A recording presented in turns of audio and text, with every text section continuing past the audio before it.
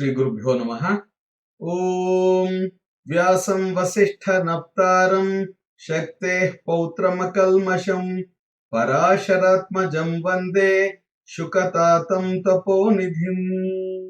ಸರ್ವರಿಗೂ ನಮಸ್ಕಾರ. ಶ್ರೀ ಸ್ಕಾಂದ ಮಹಾಪುರಾಣದ ಕಥೆಗಳ ಸಾಲಿನಲ್ಲಿ 363ನೇ ಭಾಗ. ಕೇತಕಿ ಪತ್ರವು ನಗುತ್ತಾ ಬ್ರಹ್ಮನಿಗೆ, ಅಯ್ಯೋ ಮೂಢ, ಇಷ್ಟು ಅಜ್ಞಾನಿಯಾದ ನೀನು ಯಾರು? ಈ ಲಿಂಗವು ಇಲ್ಲದ ಸ್ಥಳವೆಲ್ಲಿದೆ? ಯಾವುದರ ಅಂಶಾಂಶಗಳಲ್ಲಿಯೂ ಕೂಡ ಇಂತಹ ಕೋಟಿ ಕೋಟಿ ಬ್ರಹ್ಮಾಂಡಗಳು ಕಾಣುತ್ತಿರುವವೋ ಅಂತಹ ಲಿಂಗದ ಪ್ರಮಾಣ ಇಷ್ಟೆಂದು ಯಾರಿಗೆ ತಾನೇ ಹೇಳಲು ಸಾಧ್ಯ? ನಾನು ಈ ಲಿಂಗದ ತುದಿಯಿಂದ ಕೆಳಕ್ಕೆ ಬೀಳಲು ಶುರು ಮಾಡಿದಾಗಿನಿಂದ 1,000 ಚತುರ್ಯುಗಗಳು ಕಳೆದಿವೆ. ಆದರೂ ಇನ್ನೂ ಲಿಂಗದ ಮಧ್ಯಭಾಗವಾದ ಭೂಲೋಕವೇ ನನಗೆ ಸಿಕ್ಕಿಲ್ಲ. ಹೀಗೆಂದು ಹೇಳಿತು. ಬ್ರಹ್ಮನು ತನ್ನ ಅಹಂಕಾರವನ್ನು ಬಿಟ್ಟು ಅಂಜಲಿ ಬದ್ಧನಾಗಿ ಕೇತಕಿ ಪತ್ರಕ್ಕೆ ನಮಸ್ಕರಿಸಿ, ಎಲೈ ಮಹಾಮಹಿಮೆಯುಳ್ಳ ಕೇತಕಿಯೇ, ನಾನು ನಿಜವಾಗಿಯೂ ಮೂಢನೇ ಸರಿ. ಸೃಷ್ಟಿ ಮತ್ತು ಪಾಲನೆಗಳಿಗೆ ನಾಯಕರಾದ ಬ್ರಹ್ಮನಾದ ನನಗೂ ಮಹಾವಿಷ್ಣುವಿಗೂ ಗರ್ವ ಹೆಚ್ಚಾಗಿ ಸ್ಪರ್ಧೆಯುಂಟಾಯಿತು. ಗರ್ವಿತರಾದ ನಮಗೆ ಮಹೇಶ್ವರನ ಮಹಿಮೆ ಶಕ್ತಿಯು ಜ್ಞಾಪಕಕ್ಕೆ ಬರಲೇ ಇಲ್ಲ.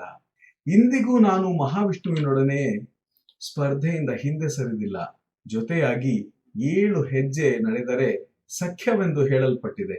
ನೀನು ನನ್ನ ಬುದ್ಧಿಗೇಡಿತನವನ್ನು ಮನ್ನಿಸಿ ಸಖನಾಗಿ ಅನುಗ್ರಹವನ್ನು ಮಾಡಬೇಕು. ಮೋಹಾಂಧರಾಗಿ ನಾನು ಹಂಸ ವಿಷ್ಣುವು ವರಾಹ ರೂಪವನ್ನು ಧರಿಸಿ ಈ ಲಿಂಗದ ಆದ್ಯಂತವನ್ನು ಶೋಧಿಸಬೇಕೆಂದು ನಾನು ಆಕಾಶಕ್ಕೂ ವಿಷ್ಣುವು ಭೂಮಿಯ ಒಳಗೂ ಹೋದೆವು.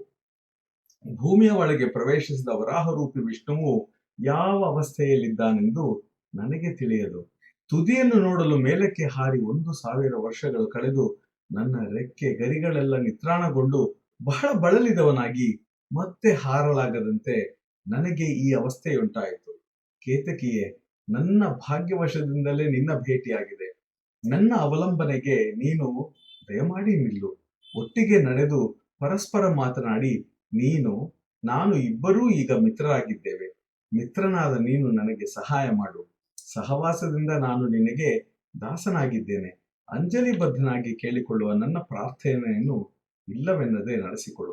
ವಿಷ್ಣುವೇನಾದರೂ ಲಿಂಗದ ಮೂಲವನ್ನು ಶೋಧಿಸಿ ಬಂದರೆ ನಾನು ಅವನಿಂದ ಪರಾಜಿತನಾಗುವೆನು, ಅಥವಾ ಮೂಲ ಶೋಧಿಸದಿದ್ದರೂ ಅವನಿಗೆ ಸಮಾನನಾಗುವನೇ ಹೊರತು ಶ್ರೇಷ್ಠನಾಗಲಾರೆನು.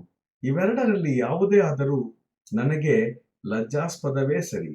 ನನ್ನ ಈ ಅವಸ್ಥೆಯು ನಿನ್ನಿಂದ ಮಾತ್ರ ಪರಿಹರಿಸಲು ಸಾಧ್ಯ. ಇದಕ್ಕಾಗಿ ನೀನೇನೂ ಬಹಳ ಕಷ್ಟಕರವಾದ ಕಾರ್ಯವನ್ನು ಮಾಡಬೇಕಾಗಿಲ್ಲ. ಸ್ನೇಹಿತನಾದ ನನಗೋಸ್ಕರ ವಿಷ್ಣುವಿನ ಎದುರಲ್ಲಿ ಹಂಸರೂಪಧಾರಿಯಾದ ಈ ಬ್ರಹ್ಮನು ತೇಜೋಲಿಂಗದ ಅಗ್ರಭಾಗವನ್ನು ನೋಡಿದ್ದಾನೆ. ಇದಕ್ಕೆ ಲಿಂಗದ ತಲೆಯ ಮೇಲಿದ್ದ ನಾನೇ ಸಾಕ್ಷಿಯಾಗಿರುವೆನು. ಆದುದರಿಂದ ಈ ಬ್ರಹ್ಮನೇ ನಿನಗಿಂತಲೂ ಹೆಚ್ಚಿನವನು. ಹೀಗೆಂದು ಸಾಕ್ಷ್ಯವನ್ನು ಹೇಳು ಎಂದು ಕೇತಕಿಯನ್ನು ಪ್ರಾರ್ಥಿಸಿದನು.